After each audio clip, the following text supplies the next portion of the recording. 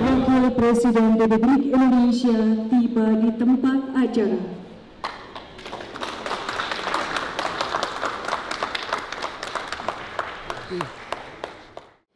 Hadirin yang kami hormati, kita akan hitung mundur bersama-sama. 3, 2, 1.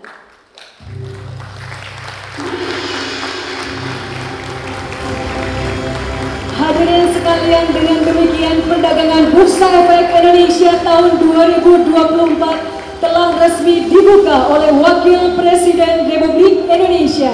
Hadirin sekali lagi boleh kita berikan tepuk tangan yang meriah. Selanjutnya mohon berkenan kepada Wakil Presiden Republik Indonesia beserta para pendamping untuk melaksanakan penandatanganan sertifikat di tempat yang telah ditentukan.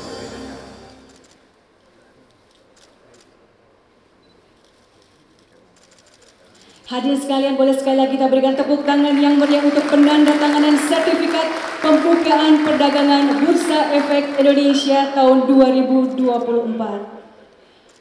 Assalamualaikum warahmatullahi wabarakatuh. Selamat pagi, salam sejahtera untuk kita semua. Bismillahirrahmanirrahim.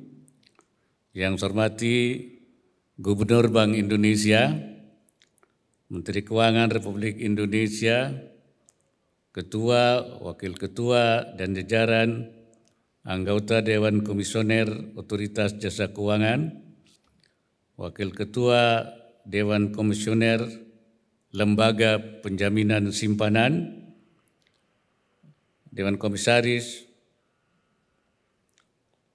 anggota DPR RI, Dewan Komisaris dan Direksi PT Bursa Efek Indonesia, PT Clearing Penjaminan Efek Indonesia, dan PT Kustodian Sentral Efek Indonesia, seluruh hadirin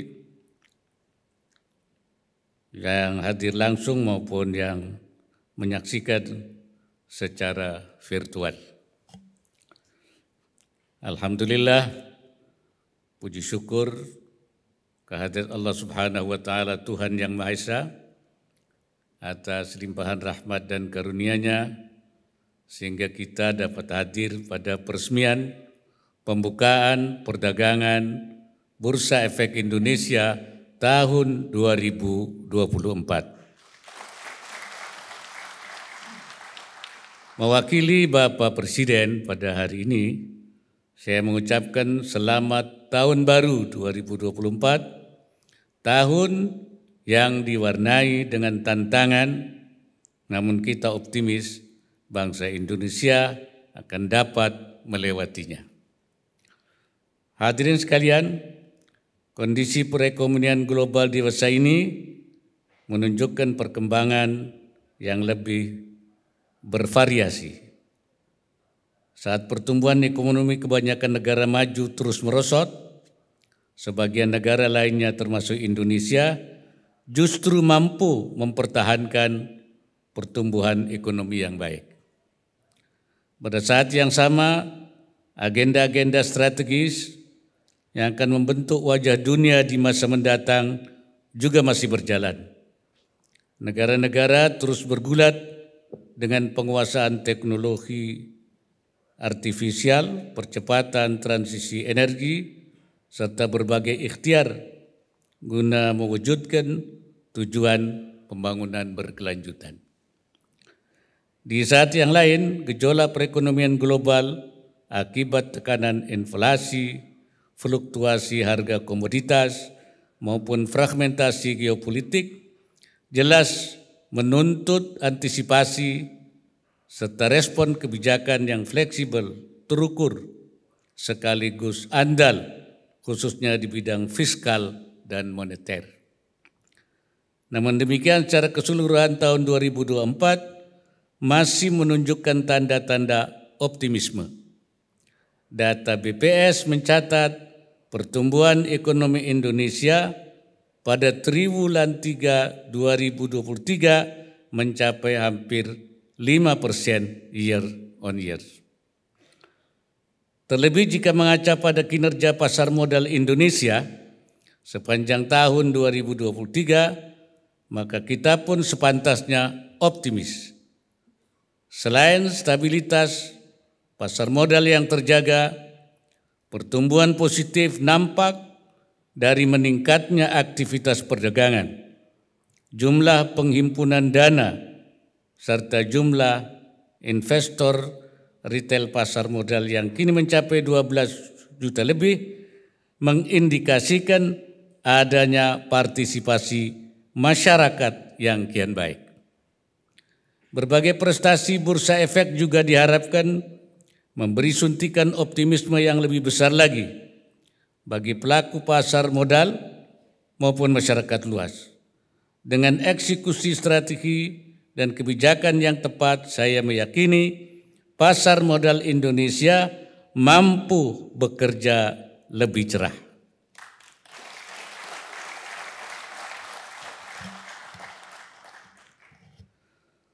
Hadirin yang saya hormati, keberhasilan kinerja Bursa Efek Indonesia tidak terlepas dari sinergi semua pemangku kepentingan dan lembaga otoritas, termasuk Otoritas Jasa Keuangan (OJK), melalui peningkatan kualitas produk dan layanan serta penguatan ekosistem pasar modal Indonesia.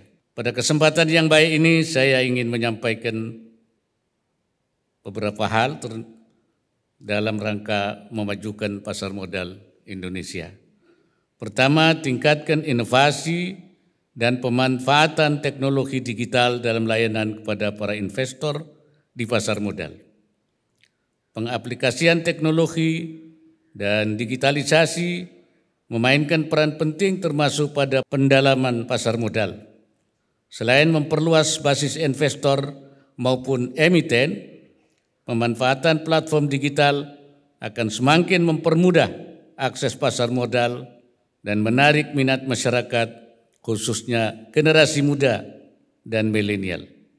Untuk itu, para pelaku pasar modal terkait mesti didorong agar terus mengembangkan produk dan layanan yang lebih ramah digital. Yang kedua, optimalkan dan kembangkan potensi pembiayaan melalui pasar modal dengan peningkatan literasi kepada masyarakat. Bursa tidak lagi eksklusif milik korporasi besar, tapi juga rumah pendanaan bagi usaha kecil dan menengah. Untuk itu, BRI diminta tidak terjebak dalam zona nyaman, tapi membuat terobosan agar UKM bisa memperoleh akses pembiayaan dari pasar modal. Samping itu, peningkatan edukasi dan literasi kepada masyarakat seyogyanya terus menjadi agenda kerja BRI dan pemangku kepentingan, baik lewat jalur pendidikan formal maupun informal.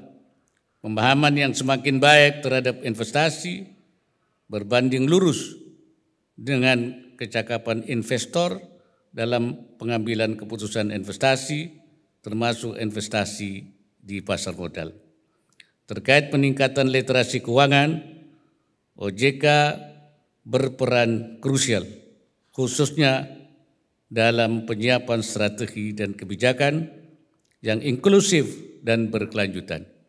OJK juga diharapkan terus mendorong perluasan dan pemerataan akses keuangan, terutama produk pasar modal. Yang tiga, perluas jejaring dan sinergi pemangku kepentingan guna mendorong peningkatan perdagangan saham di BRI. BRI dan Self Regulatory Organization atau SRO dengan dukungan OJK agar mempertahankan operasional perdagangan secara maksimal serta terus menciptakan ekosistem pasar modal yang kondusif dan menarik bagi investor lokal maupun asing. Secara khusus, BRI diharapkan mampu meningkatkan likuiditas perdagangan saham termasuk aktivitas perdagangan saham dan frekuensi transaksi, serta senantiasa mengedepankan prinsip akuntabilitas, transparansi, dan tata kelola yang baik. Tingkatkan partisipasi semua pemangku kepentingan untuk turut mempromosikan pasar modal Indonesia dan memanfaatkan beragam media digital dalam edukasi pasar modal. Hadirin sekalian, sebelum menutup sambutan ini, saya ingin menyampaikan apresiasi kepada OJK, BEI beserta segenap pemangku kepentingan pasar modal Indonesia atas pencapaian kinerja yang tinggi.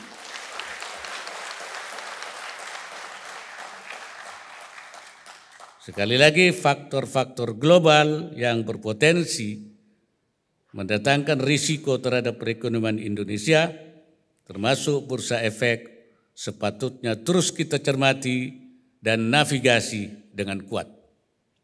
Lebih dari itu, mari kita songsong tahun ini dengan penuh optimisme, penuh semangat, dan diikuti kerja keras agar pembangunan negeri ini mencapai tujuan mulianya. Kiranya pembukaan perdagangan Bursa Efek Indonesia tahun 2024 menandai dimulainya tahun berkah bagi seluruh masyarakat Indonesia. Semoga Allah Subhanahu wa Ta'ala, Tuhan Yang Maha Esa, senantiasa memberikan inayahnya dan meridai semua apa yang kita lakukan. Wallahul muwaffiq ila aqwamit thariq.